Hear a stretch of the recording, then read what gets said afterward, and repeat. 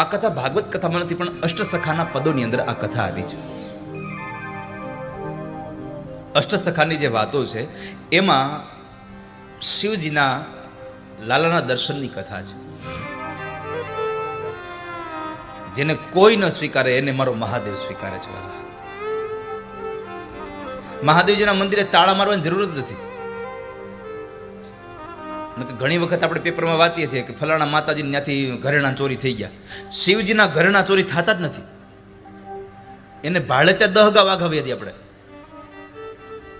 આ દુનિયામાં જેને કોઈએ ન સ્વીકાર્યા એને મારા મહાદેવજીએ સ્વીકાર્યા, એને ભગવાન મહાદેવે સ્વીકાર્યા છે.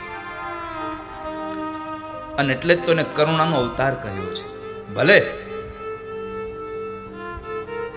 લયના દેવતા છે, આ સૃષ્ટિનો નાશ કરનારા છે ભગવાન મહાદેવજી, પણ છતાં પણ કરુણાનો અવતાર છે. કર્પૂર ગૌરમ કરુણાવતારમ સંસાર સારમ ભુજગેન્દ્રહારમ. કર્પૂર ગૌરમ કરુણાવતારમ. ભગવાન કરુણા અવતાર છે, કરુણા વત્સલ છે ભગવાન, કરુણા નિધિ છે ભગવાન, કરુણામય છે ભગવાન, કરુણામય છે ભગવાન.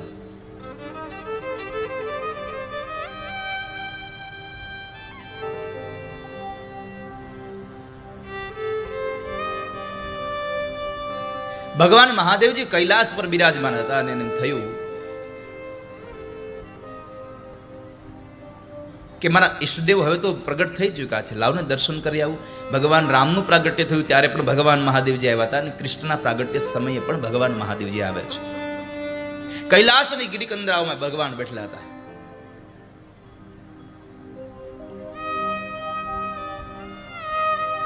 એકદમ મન શાંત, આંખો બંધ, કોઈ જાતના લૌકિક વિચારો વગરનું જીવન જ્યાં જીવી શકાય એવું જીવન કોઈ હોય તો કૈલાસ છે. જગદીશભાઈ ગયા કૈલાસ તમે? હે ને?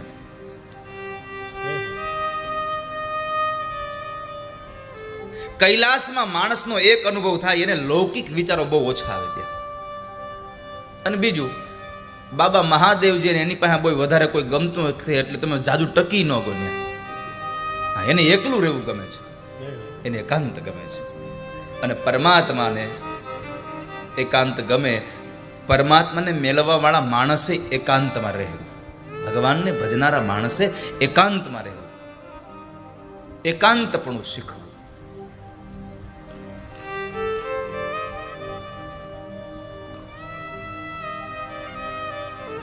તો મહાદેવજીને થયું કે લાવ હું ભગવાનના દર્શન માટે જાઉં. પણ વળી વિચાર આવ્યો કે હું જાઉં ખરા, પણ આટલું નાનું બાળક, હજી તો 4 જ દિવસ થયા છે, કઈ આટલું નાનું બાળક બાર થોડું હોય કે મને દર્શન કેમ થશે એના? એટલે ભગવાન વિચાર કરે છે ને એમ થયું કે લાવ ભિક્ષાવૃત્તિના બહાને જાઉં તો કદાચ મને દર્શન થઈ જાય. એટલે ભગવાન મહાદેવજી જેવા તૈયારી કરે ને તો નંદી આદિ ગણોએ આવીને કીધું કે પ્રભુ અમને લઈ જાવ ને, અમારે ભગવાનના દર્શન કરવા છે.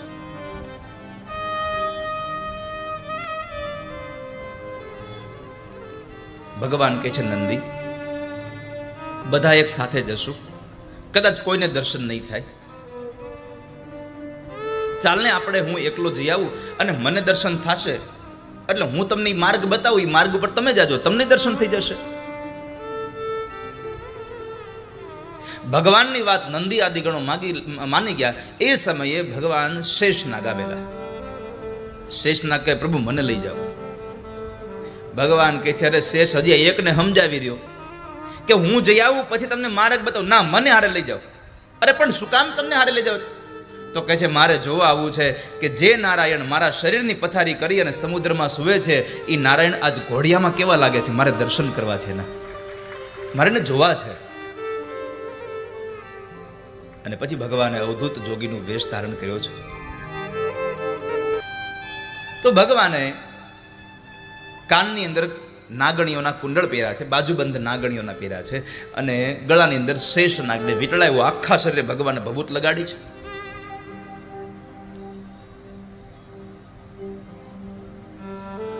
હાથમાં ડમરું અને ત્રિશુલ લઈને નીકળે છે ભગવાન. મોટી જટા છે ભગવાનની.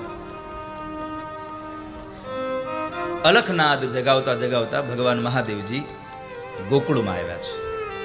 ઘરે ઘરે ભિક્ષાવૃત્તિ કરી રહ્યા છે. એમાં બરાબર એક બજારમાં નીકળતા હતા ને એક ગોપી સામે મળી. ગોપીએ જોયું આ બાબાને કોઈ દી અહીંયા જોયા નથી હજી સુધીમાં, આજે પહેલી વાર જોઉં છું. અને એમાંય મને એમ લાગે છે કે આ બાબા જ્યોતિષ હશે એવું લાગ્યું. અમુક અમુકના ઢંગ ઉપરથી ઓળખાઈ જાય.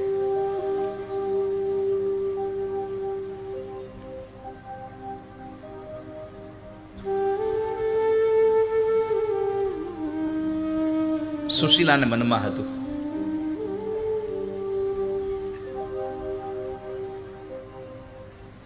કે મારો પતિ ભલે માગતો નથી કાંઈ, પણ મારો પતિ જ્યારે ભગવાન કૃષ્ણ પાસે જશે ને તો મારા પતિના ઢંગથી ઓળખી જશે.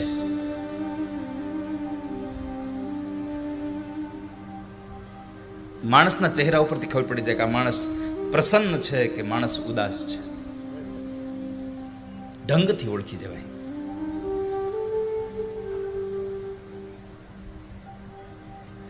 તો ભગવાન મહાદેવજીને આમ જોયા ને એટલે ગોપીના મનમાં ભાવ જાગ્યો. એટલે ગોપી નજીક આવીને કહ્યું, બાબા નમસ્તે.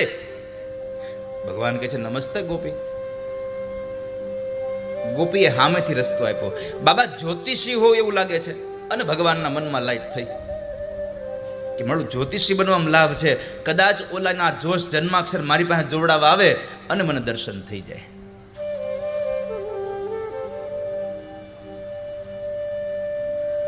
મને દર્શન થઈ જાય.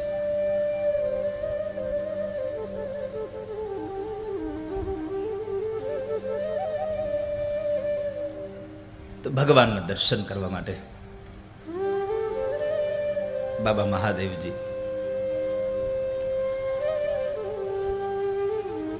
ત્યાં આવીને ઉભા રહ્યા છે.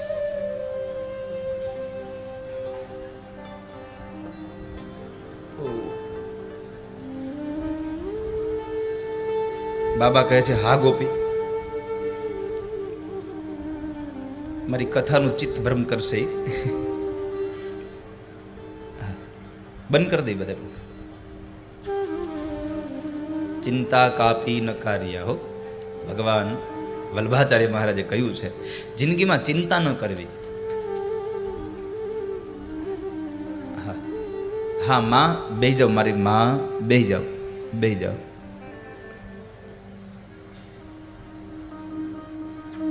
હવે કદાચ હું અહીંયા હોનાની કથા કરું તો ન થાય.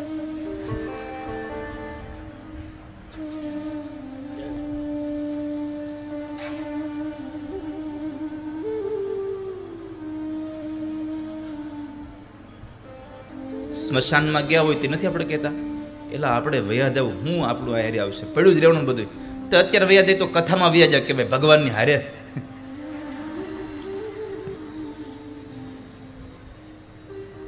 અને એવા ભાગ્ય આપણા ક્યાં હોય, કથા સાંભળતા સાંભળતા આપણે નીકળી જઈ વાલા. મેં તો ભગવાનને હંમેશા વ્યાસપીઠથી પ્રાર્થના કરી છે, પ્રભુ મૃત્યુ દેજો તો એવું દેજો ભાગવતજી ગોદમાં હોય અને ઠાકોરજી બોલાવી લે. બસ ભાગવતજીની સેવા કરતો હોઉં, ઠાકોરજી બોલાવી લે. દ્રૌપદીએ રૂકમણીએ ભગવાનને કહ્યું છે કે ભગવાન લેવા આવો ને તો જેવાન તેવા ટાઈમે લેવા આવતા નહીં. 7 શ્લોકોનો પત્ર લખો અને એમાં ભગવાનને કીધું તમે લેવા આવો તો જેવાન તેવા ટાઈમે લેવાય ન આવતા, પણ એવા ટાઈમે લેવા આવજો કે હું પવિત્ર બની અને મનથી સ્વસ્થ હોઉં અને તમારા મંદિરમાં બેઠો બેઠો હું તમારા નામની માળા જપતો હોઉં. આવા સમય મને લઈ જજો. હું હોસ્પિટલની ગંધારી પથારીમાં પડ્યો હોઉં, મારા મળમૂત્રનો ત્યાગ થઈ જતો હોય, હું અપવિત્ર હોઉં અને ચિંતાતુર હોઉં, આવા સમય મને લેવા ન આવતા. ભગવાનને પ્રાર્થના કરજો, પ્રભુ લેવા આવો ને તો હું જ્યારે મારું મૃત્યુ આવે ત્યારે મારા મોઢા ઉપર આનંદ હોય અને મને લેતા જજો. બસ હસતા હસતા મને મરવું આ ગમે ને એવું જીવન મને આપજો. મારું મૃત્યુ હસતા હસતા થાય.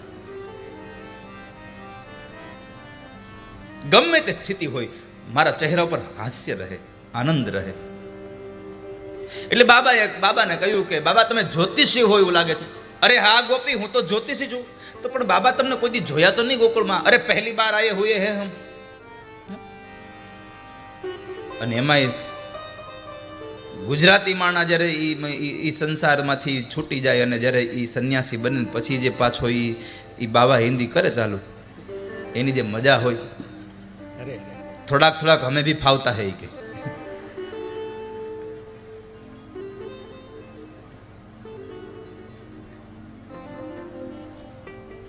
તો બાબાએ કહ્યું કે હા પહેલી બાર આયે હુએ. બાબા તમારું નામ શું છે એ તો કયો? અરે મારું નામ સદાશિવ જ્યોતિષી. એમ તો અમારી યશોદા માડીને એક લાલન જન્મ થયો, એના જોશ જોઈ દેવો. અને બાબાના મનમાં આનંદના શેરડા ફૂટી ગયા. અરે હાલો જલ્દી જોઈ દો. એ તો કરવા આવ્યો છું. બાબા ઓલી ગોપી હાલતી થાય એની પેલા એ હાલતા થઈ ગયા અને પોતે ચાલતા થયા. અને જ્યારે આવે છે પણ ગોપી કીધું બાબા અહીં આંગણામાં ઉભા રહ્યો, હું મારી યશોદા માડીને બોલાવતી આવું. ગોપી દોડતા જાય છે.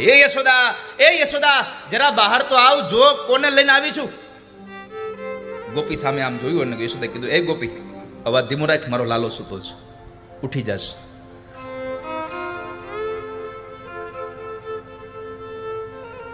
કોને લઈને આવી છું? અરે માં હું એક જ્યોતિષીને લઈને આવી છું, હાલ આપણે લાલાના જોશ જળવી. એમ ગોપીનો હાથ પકડીને યશોદા દોડતા જાય છે. ઘરમાંથી નીકળ્યા અને નંદ ભવન તો ખૂબ મોટું હતું. નંદ ભવનમાંથી નીકળીને બરાબર ઓસરીમાં આવ્યા અને ઓસરીમાંથી બરાબર આંગણામાં આવ્યા. અને જે આંગણામાં જોયું તે બાબાનું રૂપ, યશોદાની આંખો ફાટી ગઈ. ગોપીને કે તું આ કોને લઈને આવી છું? મારે જોશ નથી જોડાવાની પાસે, હો આનું રૂપ તો જો. બાબાએ આખા શરીરે ભભૂત લગાડેલી, એક તો પૂરી હાઈટ, એમાં પાછો ઉપર પાછો જટાનો અંબોડો, કપાળમાં ત્રિપુંડ શોભે ભગવાનને, હાથમાં ડમરું શોભે, નાગણીઓના કુંડળ પીરા, બાજુબંધ પીરા છે, ગળામાં શેષ નાગ લટકે છે. મારે જોશ નથી જોડાવા, ના પાડ દે, મારો લાલો ડરી જાય. માં એક કામ કરો, હું બાબાને ના પાડી દઉં, પણ તમે થોડી કમથી એને ભિક્ષા આપી દો એટલે બાબા વયા જાય હમણાં. કઈ વાંધો નહીં. યશોદાજી ઘરમાં ગયા ને આ બાજુ ગોપીએ બાબાને કહ્યું, બાબા માફ કરજો, અત્યારે અમારા યશોદા માનો છોકરો સૂતો છે એટલે અમારે જોશ નથી જોડાવા, પણ જ્યારે જોડાવા છે ત્યારે તમને બોલાવી દેશું. બાબા કહે છે એક રસ્તો મળ્યો તો એ હાલો બંધ થઈ ગયો, એક યુક્તિ મળી હતી એ નિષ્ફળ ગઈ. યશોદા માડી સોનાનો થાળ ભરીને લઈને આવ્યા છે અને બાબાને કહે છે, લ્યો બાબા ભિક્ષા લઈ લ્યો ને તમે તમારા આસન આવ્યા જાઓ, મારે જોશ નથી જોડાવા, મારો છોકરો બી જાય. ભગવાન મનમાં જરા હસે છે અને કહે છે, અરે યશોદા તમે આમ સોનાના થાળ ભરીને લઈને આવો એમાં નવાઈ નથી, કારણ કે તમારા ઘરમાં ખજાનો એટલો છે અને સૌથી મોટો ખજાનો તો હજી પારણિયામાં પોઢી રહ્યો છે, સૌથી મોટો ખજાનો છે.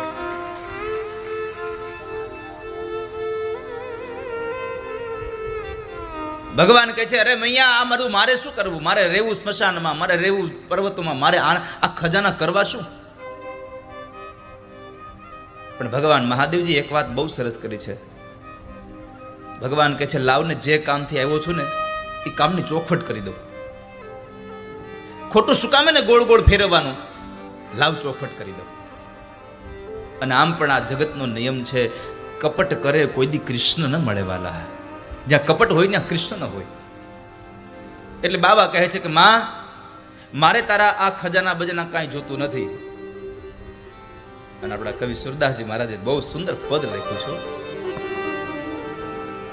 ના ચાહિએ તેરી દોલત દુનિયા और न कंचन माया, अपने लाल का दर्श करा दे मैं दर्शन को आया. न चाहिए तेरी दौलत दुनिया और न कंचन माया, अपने लाल का दर्श करा दे मैं दर्शन को आया. ના ચાહીએ તેરી દોલત દુનિયા ઓર ન કંચન માયા. હું તો એક કનૈયાના દર્શન માટે આવ્યો છું, મને દર્શન કરાવી દો માં. માં કહે છે, બાબા ભિક્ષા લેવી હોય તો ભલે, ન લેવી તો ભલે, મારો છોકરો તમને આજે જોવા નહીં મળે ને કાલે જોવા નહીં મળે, જાઓ.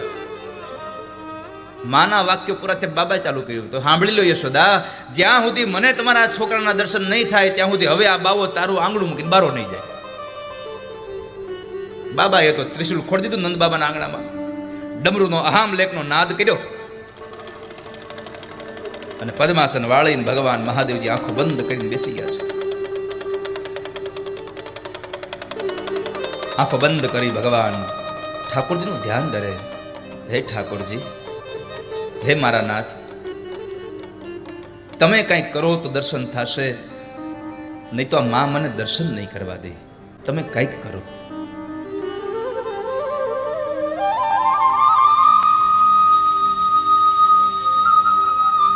નંદ બાબાના આંગણામાં બેઠેલા ભગવાન મહાદેવજીના અંતરમાંથી એક નાદ નીકળ્યો, જેને આર્તનાદ કહ્યો છે. અને મેં ઘણી વખત કહ્યું છે, ને ફરી વાર ઝાલાવાડને કહું, બાપ, આ જગતનો બીજો કોઈ અવાજ કોઈ સાંભળે કે ન સાંભળે મને ખબર નથી, પણ તમારા અંતરમાંથી નીકળેલો આર્તનાદ મારો હરિ સાંભળે છે, ભગવાન ઠાકોરજી સાંભળે છે. જિંદગીમાં ગમે તેટલું દુઃખ આવે ને તો બે હાથવાળા મનુષ્ય પાસે જવું ને એના કરતા ઘરના દરવાજા બંધ કરી અને રૂમમાં બેસીને ભગવાન ઠાકોરજીના મંદિર સામે બે આંસુડા પાડશો ને, મારો ઠાકોરજી વધારે નહીં રડવા દે તમને. ભરોસા સાથે કહું છું, નહીં રડવા દે. ભગવાન બહુ દયાળુ છે.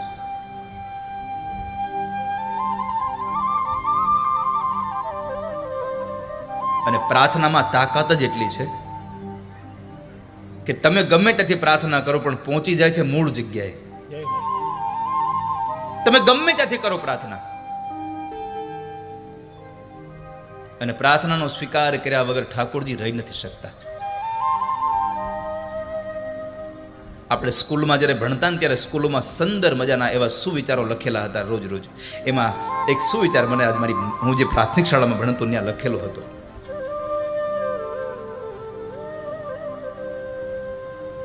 મને મારી પ્રાથમિક શાળાના બે સુવિચારો યાદ છે હજી. હું જે કેરિયાચાડ પ્રાથમિક શાળામાં ભણતો એના બે સુવિચારો મને યાદ છે. એક સુવિચાર હતો, ચિંતા ચિતા સમાન છે. ચિંતા ચિતા સમાન છે, એટલે ચિંતા ન કરવી. એ વાક્યને આજે મને સાર્થક થતા લાગ્યું કે ચિંતા કરતા ચિંતન કરવું વધારે હિતાવહ છે. પરમાત્માનું ચિંતન કરીએ.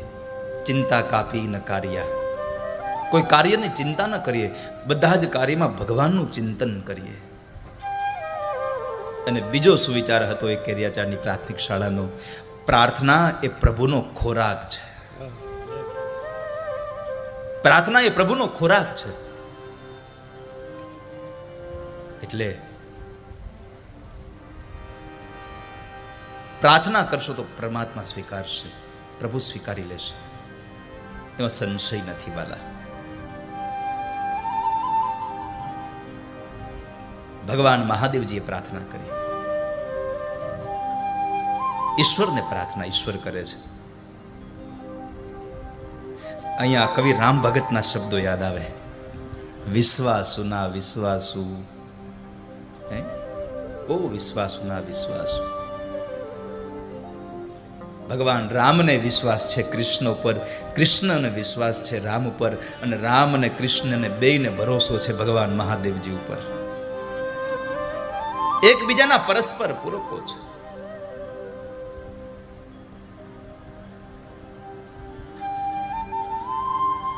તો ભગવાન મહાદેવજી પ્રાર્થના કરે છે, અને કોઈ પણ સંજોગે ભગવાન પ્રાર્થનાઓને સાંભળે છે, એમાં સંશય નથી, એમાં જરાય સંશય નથી.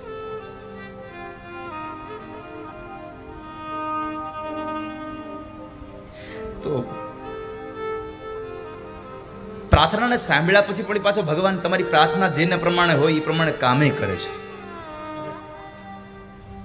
જે પ્રમાણે કામ હોય એ પ્રમાણે કામ ભગવાન તમારી પ્રાર્થના પ્રમાણે કામ કરે છે.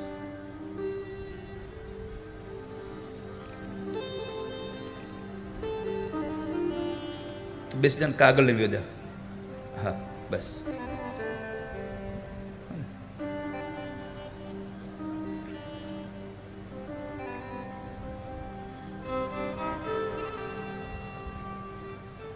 દ્રૌપદીએ ભગવાનને પ્રાર્થના કરી. 10,000 ઋષિ મુનિઓના ગણ સાથે, એના શિષ્યોના ગણ સાથે દુર્વાસા ઋષિ જમવા પધારે. અને ભગવાન સૂર્યનારાયણનું આપેલું અક્ષય પાત્ર હતું, પણ એક વસ્તુ હતી કે દ્રૌપદી જમી લે પછી એમાં કાંઈ ન હોય. છેલ્લે દ્રૌપદી જમે બસ. ત્યાં સુધીમાં લાખો માણસને જમાડે તો એ પાત્રમાંથી ખૂટતું નહીં. અને એ દ્રૌપદીને ત્યાં દ્રૌપદીએ જમી લીધા પછી એ પાત્રને સાફ કર્યા પછી દુર્વાસા ઋષિ આવે અને દુર્વાસાના ક્રોધથી બધાય ડરે. દુર્વાસાના ક્રોધથી બધા ડરી રહ્યા છે. અને દુર્વાસાએ આવીને કીધું કે અમે તમારી ઘરે ભોજન લેશું. આ બાજુ યુધિષ્ઠિર મહારાજ આવીને એમ કહે કે દ્રૌપદી, પાંચાલી, દુર્વાસા ઋષિ એના શિષ્યગણો સાથે જમવા માટે આવ્યા છે. દ્રૌપદી કહે છે, હું શું કરું? મારી પાસે કઈ છે નહીં. હવે મેં પાત્ર પણ સાફ કરી નાખ્યું. કંઈક કરો કોઈ પણ સંજોગે. અને બધી બાજુના દરવાજા બંધ થઈ ગયા ને પછી એક દરવાજો ખુલ્યો છે, અને એ છે પ્રાર્થનાનો દરવાજો.